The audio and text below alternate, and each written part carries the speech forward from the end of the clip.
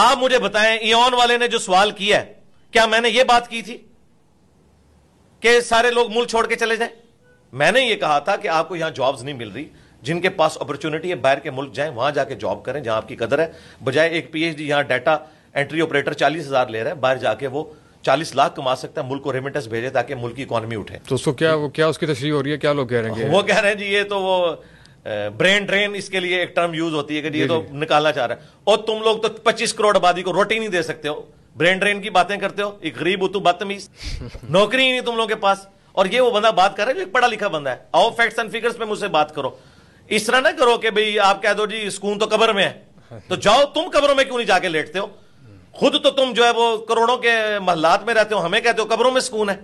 ٹھیک ہے جی، تو اس میں آپ کا موقف یہ کہ جس کو مطلب اپرچونٹی ملے وہ باہر چلا جائے، اچھا جانا چاہیے۔ اس ملک کی اکانومی ادھر انویسٹمنٹ بھائی کسی نے نہیں کرنی، یہاں سیکورٹی نہیں ہے، جہاں ملک میں مسلمان کو سیکورٹی نہیں ہے، غیر مسلم انویسٹر کو کہاں پہ ہوگی؟ کتنے چائنیز مرتے ہیں آئے دن، یہاں کس نے پیسہ لگانا ہے؟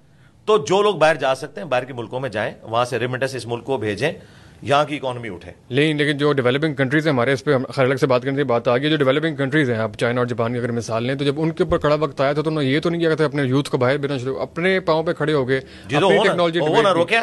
میں پڑھے ہیں تھوڑی لتا نہیں، آپ سر مشورہ دے رہے ہیں کہ باہر چلے جائیں، میرے بھی کھلوو نا، آپ سر مشورہ دے رہے ہیں کہ باہر چلے جائیں، لیکن یہاں پہ رہ کے بھی تو بہت سارے کام اور محنت ہو سکتی ہے۔ کرانی بند کریں، خان صاحب آئے تھے نا، یہ کہانی ہے نا، تھیوری ہے نا۔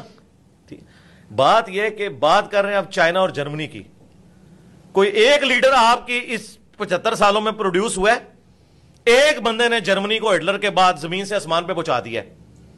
آپ پہلے وہ بندہ لے کے آئیں پھر یہ بات کریں۔